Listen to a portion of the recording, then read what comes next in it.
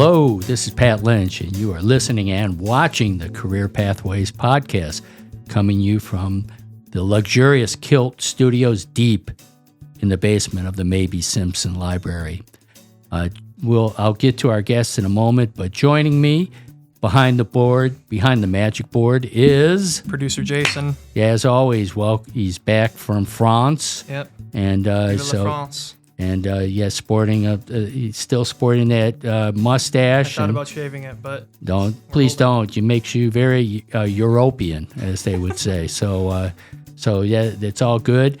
And also joining us today is one of our new faculty members, Matthew Thompson, assistant professor of chemistry. Am I correct? Yes, you are correct. We're starting a new season off on a bang. I think I was about 4 out of 10 where I would have everybody's title correct, you know? Yeah, it was bad when it was actually the real professor. Yeah, it was pretty... Because you never know if somebody's an associate or professor or yeah, assistant. It was always an epic fail, but, I guess we're, as new faculty members, we're compadres in that way.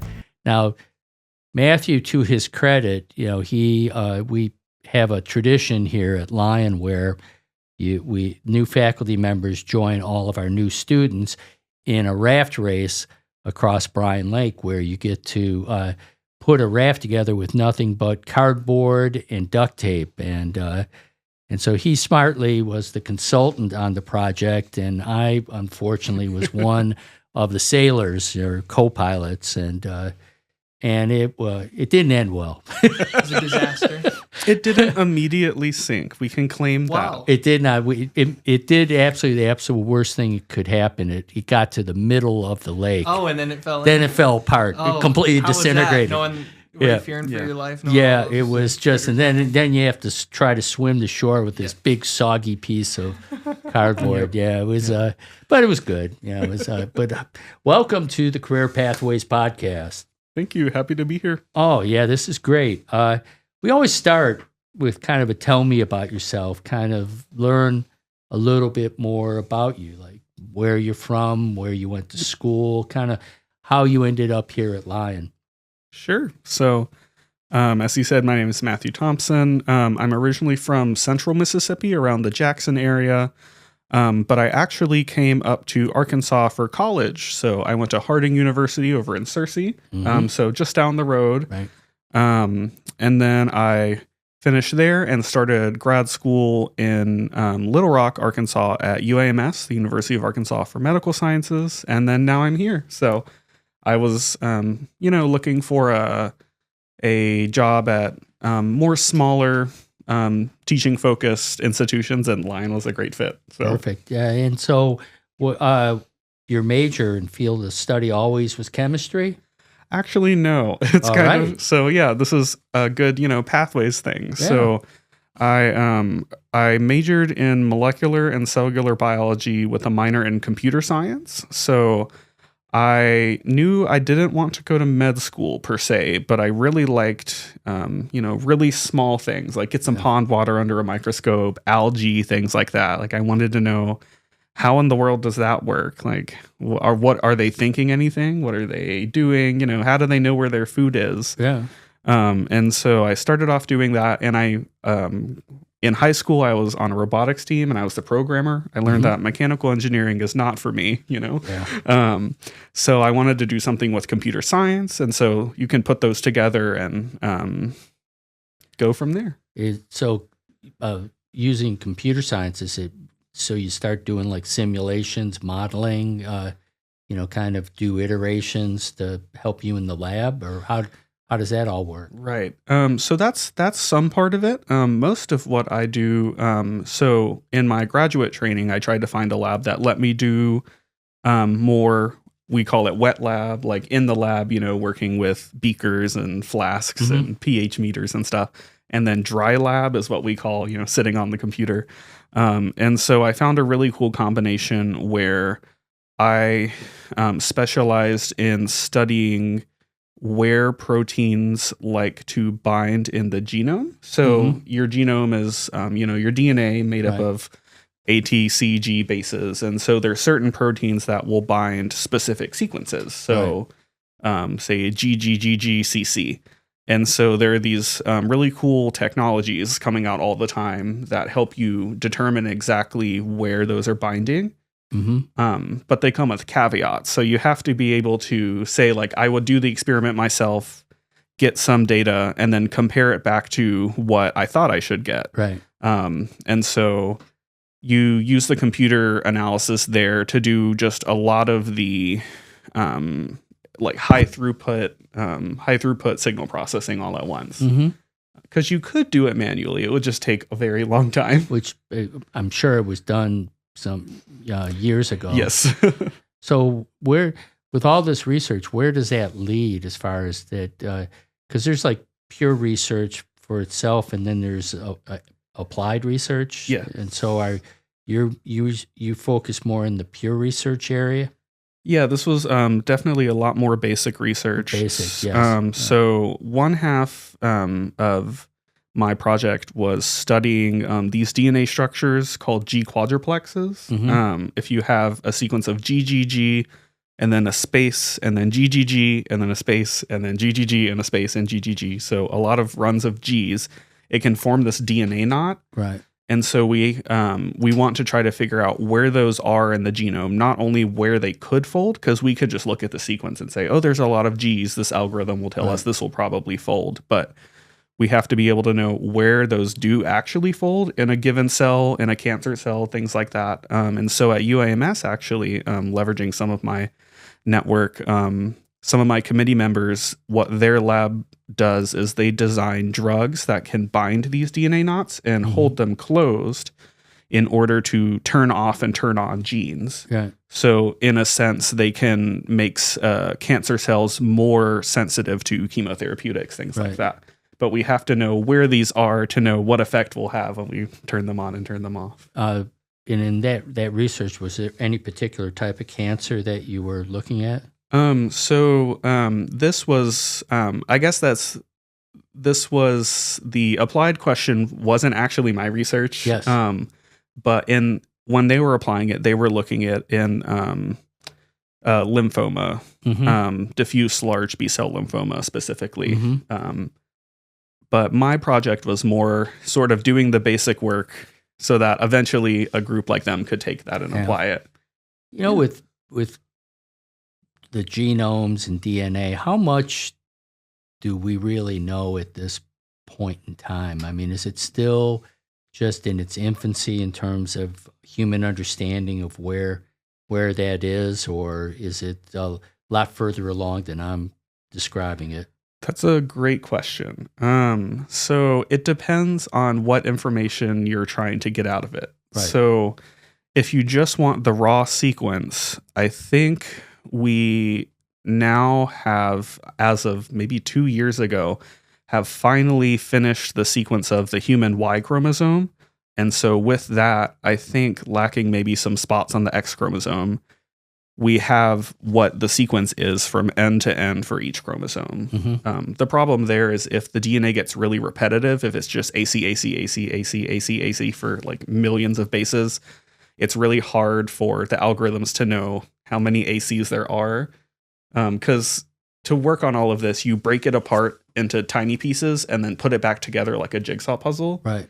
And so whenever there's all these pieces and gaps, it's hard to know exactly how long. So as far as what actual sequences there, we're getting pretty close to knowing for a given chromosome what's there. But that only applies to these representative cells or the person who, say, donated their DNA through a saliva test. Right. So there's another project that's just starting called the Human Pangenome Project, so that we can say, we can know what sequence your gene for determining your one of your taste buds says compared to my gene for determining a taste bud, because we still don't know what's natural variation, things like that. So there's still a lot to learn, and this is just at the sequence level. Right. So then there's what does the sequence actually do? That's another question. And so there's so many layers of all of that. And when you study this, is this just cells under a microscope, or how, I mean, I'm always when I hear, AC, that I'm thinking just that it's like a mathematic equation, which I'm sure it isn't to a degree, but is this actually viewing particular like cell or sequences of cells? Yeah, so what we do is you'll take cells. So this could be, say, a biopsy from that a cancer patient receives. This could be, we have cell lines. They're immortalized cells. Mm-hmm. So these were taken from individuals and will grow forever. So one famous cell line that you may have heard of are called HeLa cells. Mm-hmm. They're from an individual named Henrietta Lacks. That's a whole other sort of ethical conundrum at times. So we can take these specific cells and we extract the DNA from them. So we break apart the cell itself. And so we just have these long strands of DNA in a test tube. Then we can prepare them and process them in such a way that we can load them into a machine. And then the machine will sequence them and output a file that just says AC, AC, AC. Right. So it's a combination of, we do have to start with living material and process the DNA and deal with the chemistry of that. And then at the other end, we get what the machine spits back out. So coming into Lyon, what are the areas of research that you plan to pursue while you're here? I'm not trying to commit you and everything, but I'm sure that you have interest, carrying forward probably what you did your thesis on and then go from there. Yeah. So the part of my graduate research that I did with those DNA structures, Mm-hmm. that I'm not necessarily planning on immediately continuing, but the other half of my research I'm continuing in spirit. So the other half of my research is studying these enzymes called helicases. They're the enzymes that unwind the DNA double helix into two separate strands. And so, for example, in the human genome, there are more than 90 of them, where 60 of them unwind RNA, and I think it's somewhere around 30 of them unwind DNA. And so if they all share this same function of unwinding DNA, what makes them different? What is their actual role in a given biological process? What is the chemistry that makes them work this way versus the other next helicase? Right. So I'm taking that basic helicase enzymology is the fancy field. I'm going to take that and study a helicase in bacteria that is responsible for how bacteria can transfer genes between one another. Mm-hmm. So say if this bacterium has a gene that gives it resistance to penicillin, it can pass that DNA along to another bacterial cell who now also has that resistance. And in that whole complicated process, there is a helicase. And so we'll study that. And it sort of pairs a lot well with Dr. Arosha's research. Yes. She does things with rifamycin. And Dr. Ju as well is planning on doing some things with, I think, antibacterial materials at some point. So we kind of have a antibiotics type of theme going on. Oh, perfect. And then there's a lot of synergy. And Exactly. And I know that we have that research mixer coming up that Yes. is your hope to kind of generate student interest to be part of research that you would be working on? Yeah, that's my plan. And I'm still working on, getting supplies, getting things set up. Yeah. So we'll have to see exactly when I have time to fully start working hands-on with students. But that's the goal, is to have a very student-centered and actually feasible project. So these types of experiments with bacteria are very forgiving time-wise. Mm-hmm. So you can spend maybe 30 minutes or 45 minutes one day, set something up and just leave it overnight. And then whenever you get back to it the next day, you just have to work with it for maybe 30 more minutes. Whereas a lot of the things I did in graduate school, it'll be like a week-long process. Yeah. And so this project, I'm excited because I get to, let students directly own their project and learn all those tasks. And these are super transferable skills too, like working with bacteria. You could use that to be a clinical microbiologist. You could use that to do more research, things like that. So Yeah. With doing research, what percent just as far as discovery comes by accident? That's a great question. Because it always seems so, when I listen to you, it's like everything just deliberate, and it's like, yeah, Right. but then I imagine the breakthroughs and all these interesting things just come from something unexpected. Yes, exactly. I guess, yeah, that's a great question. And the reality is most in academic research, like most things you will try will not work. Right. And so your job as a scientific writer after that is to construct that pathway of meaning through an academic paper. Like, oh, we thought this, we started here. The experiments presented in a paper may have been done totally out of order. And you go back and say, oh, well, if we pretend we started here. Yeah. And so, yeah, it's very much, let's try this thing. Oh, that didn't work. Okay, go back to this. Go back to the drawing board. Let's try this. Oh, that kind of worked. Okay, so you get like a branching tree structure.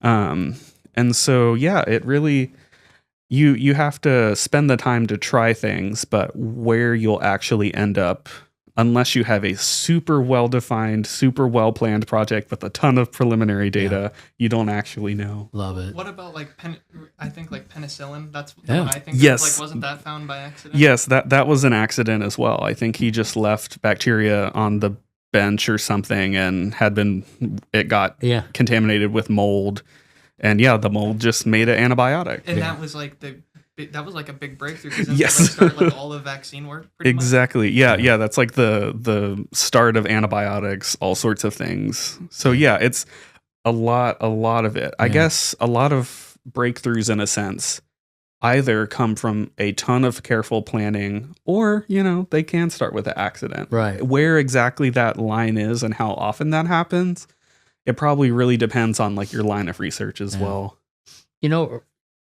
Talking with you, it seems that the being in research was something that's probably been with you for a very long time.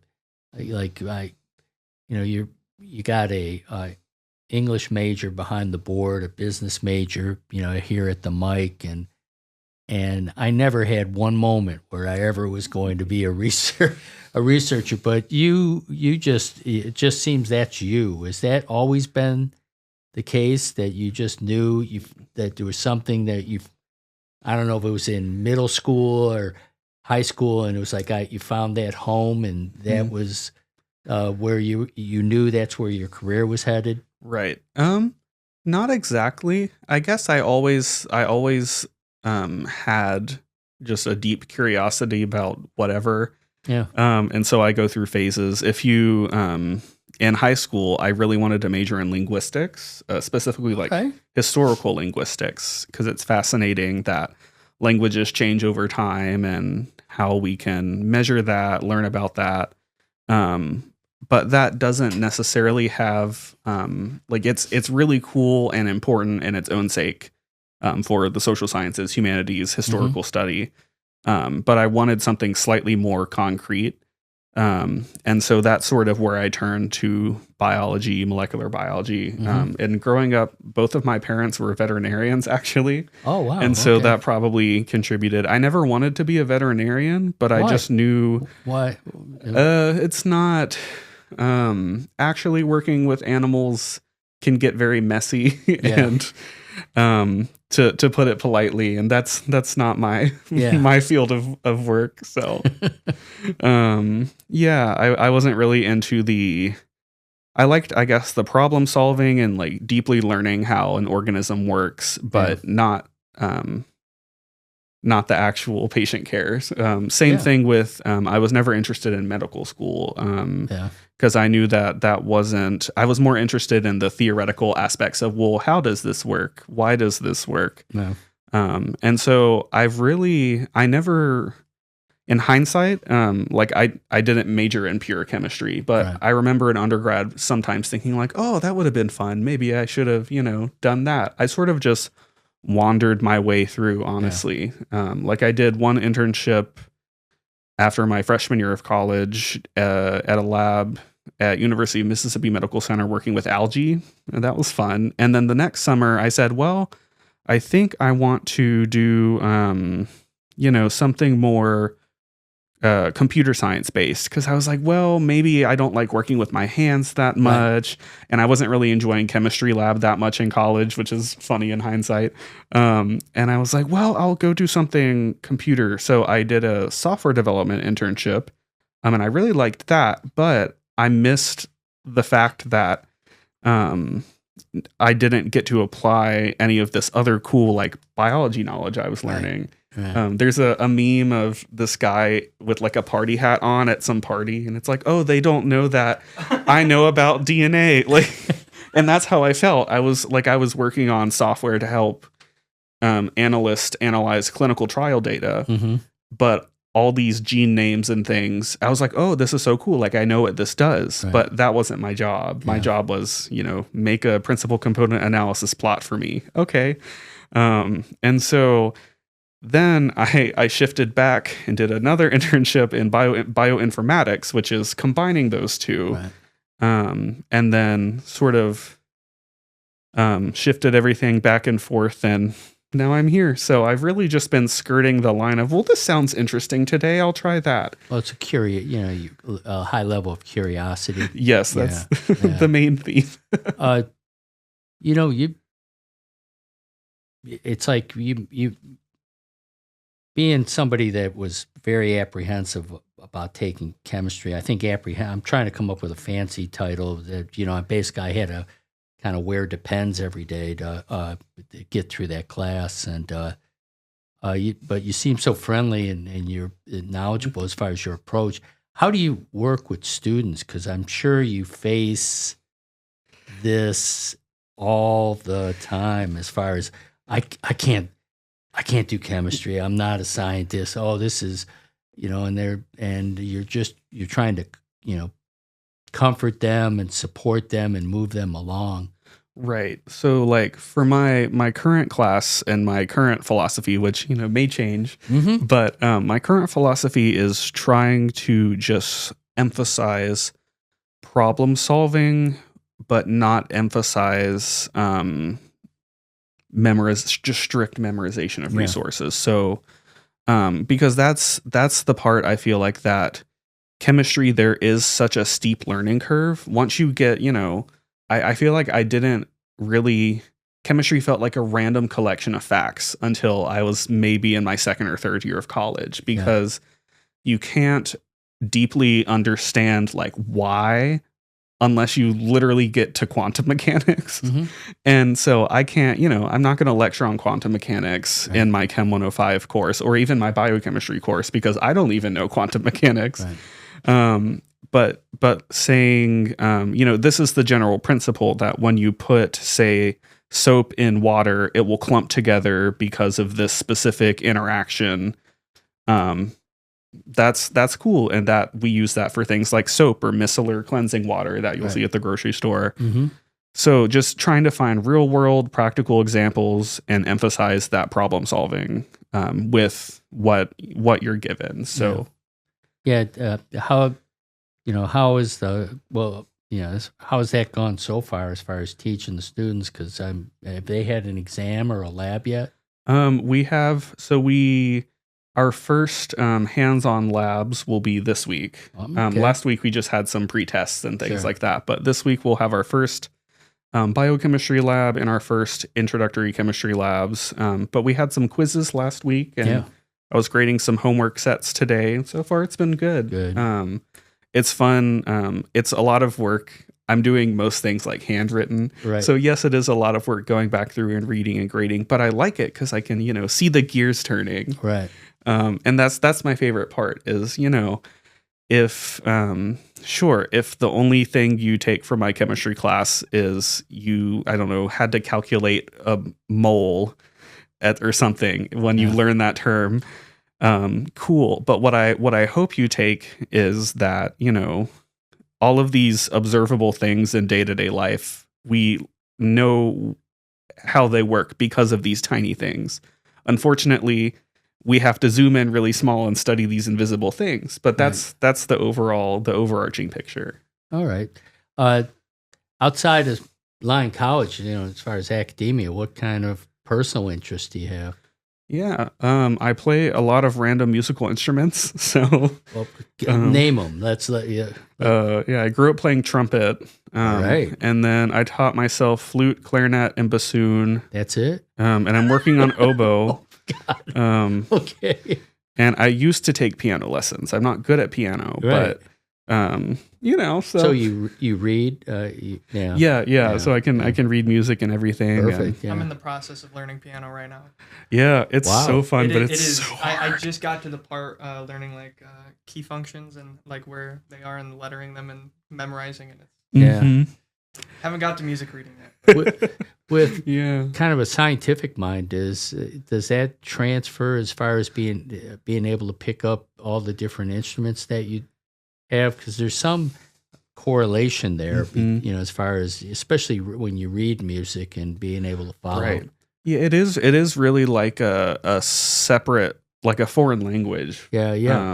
Learning to read it, learning to recognize it, and if you talk to any music major, they'll tell you music theory is no joke. Yeah. There's a joke that like the music majors or the music professors say, "Oh, it's not rocket science," and the physics professors say, "Oh, it's not music theory." Yeah. Because it is its own separate little world. I feel like for me, a lot of it, music is more my focus on anything else time. Yeah. And so one thing I've really liked is I know with like Generation Z, there's a lot more focus on like mental health and wellness and Yeah. things, and I can relate to that. I guess I'm kind of a zillennial is like the term. All I'm right. like the very edge between Gen Z Sure, and millennial. And so doing things like wellness things or therapy, like you'll learn all these cool mindfulness techniques that are basically, focus on the moment, focus on your breathing. And I realize in hindsight that music is that for me, Right. because you have to focus on your breathing. You can't think of anything else when you're like in the middle of this really long piece and you need to breathe right now. Yeah. And same thing with athletics, same thing with art. And so, yeah, I think while I feel like maybe the correlation between, say, like music and the sciences is that we have to have something else to do to keep us sane. Oh yeah. Is my thought. Well, with I'm seeing a quartet starting to put together with you and Eric South. Got he's excellent. Have you ever heard Eric play? No, what does he play? Oh my god, saxophone. Oh, cool. Yeah, Excellent. Doesn't he have a doctorate in music?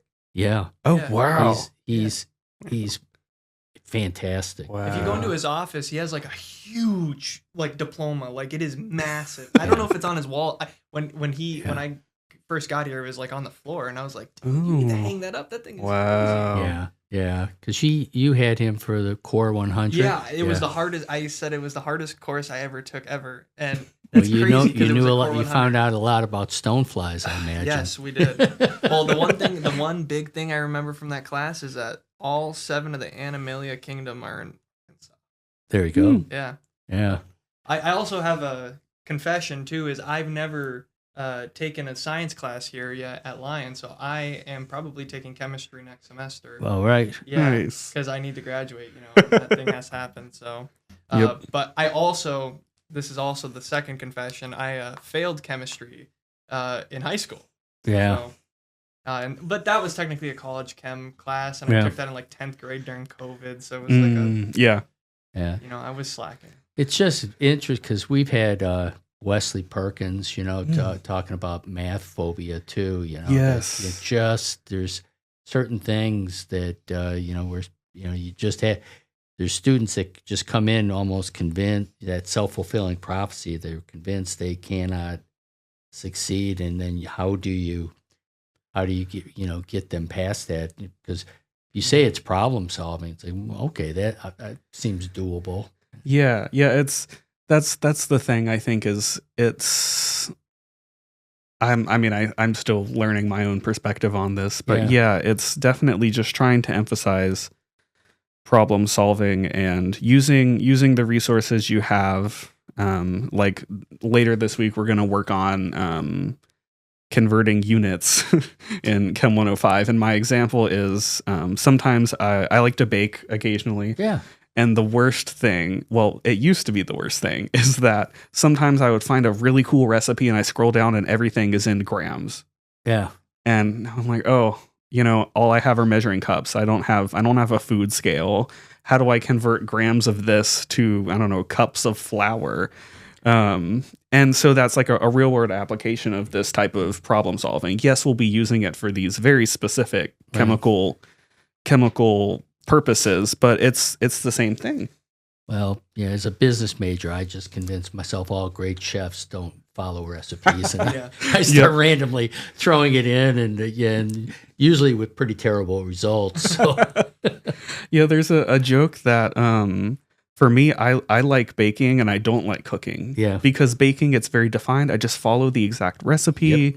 And like it takes a little bit of skill and practice, but if you just follow the recipe, it's great. But cooking, I'm like, I don't know what to add to this to make it taste better. I don't know. I'm the opposite, I think. I think because cooking, you have so much more leeway, Yeah. Like if I want to make an omelet and I don't want to put this specific, thing in it, I can do that. Like if I don't want pepper in my omelet, I don't. Right. There you go. Yeah. And so I think that's the thing is trying to teach chemistry is remembering that, some people don't like baking. Right. And so trying to explain, like sometimes, unfortunately, we don't have that leeway.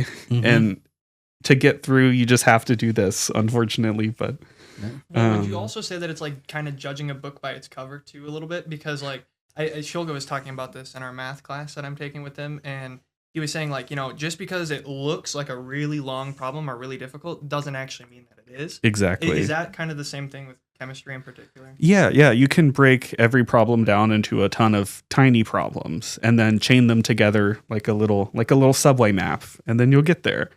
And so I like that part of it too. So you learn how to pick out the information you need, look up a table of the information you don't have, and then convert from one to the other, and get to your answer.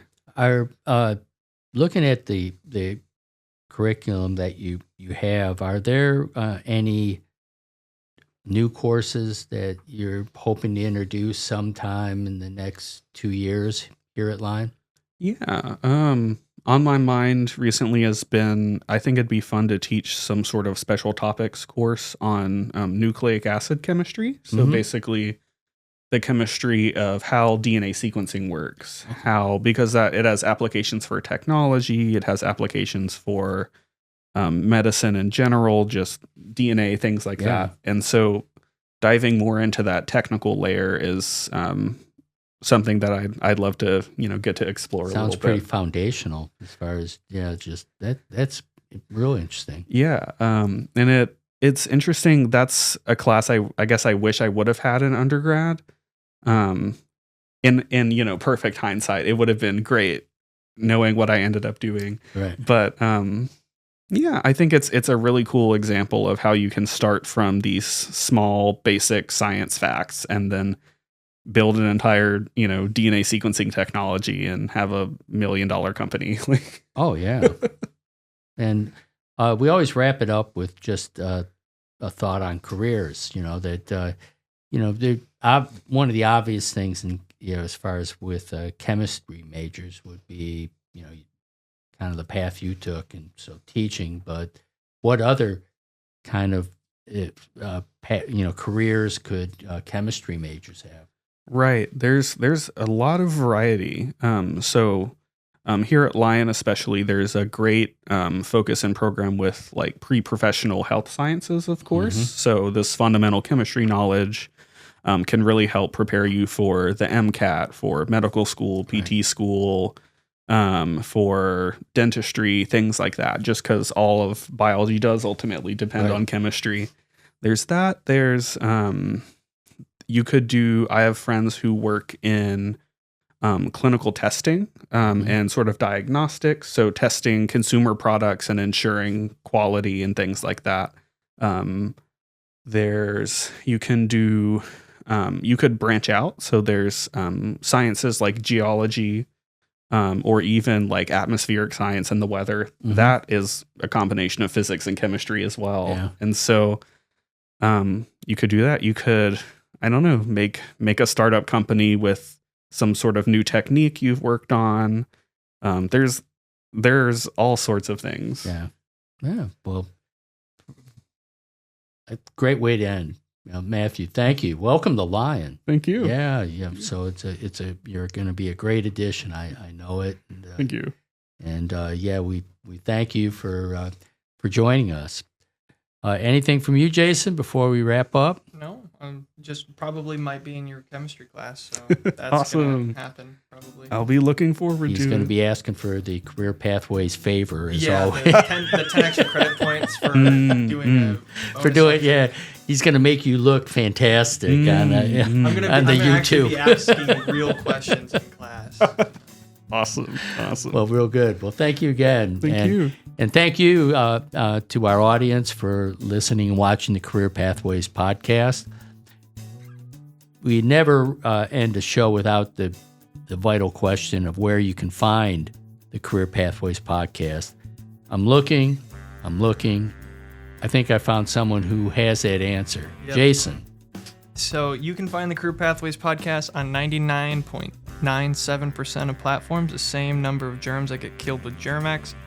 So we're all over the web. We're everywhere. So Jason, he found that using AI, so it has to be true. No, I didn't. This was before AI. This was before it was Pre-AI, predates AI. I predated AI on that one. Oh, so it's even more true. Yeah, so it has to be true, right? Because everything in the past is true.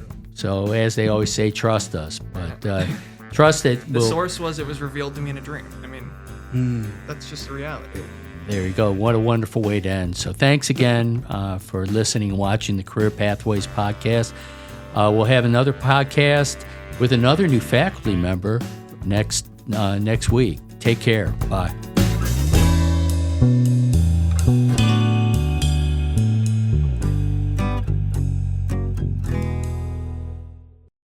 This broadcast is sponsored in part by Lyon College and by KILT Studios.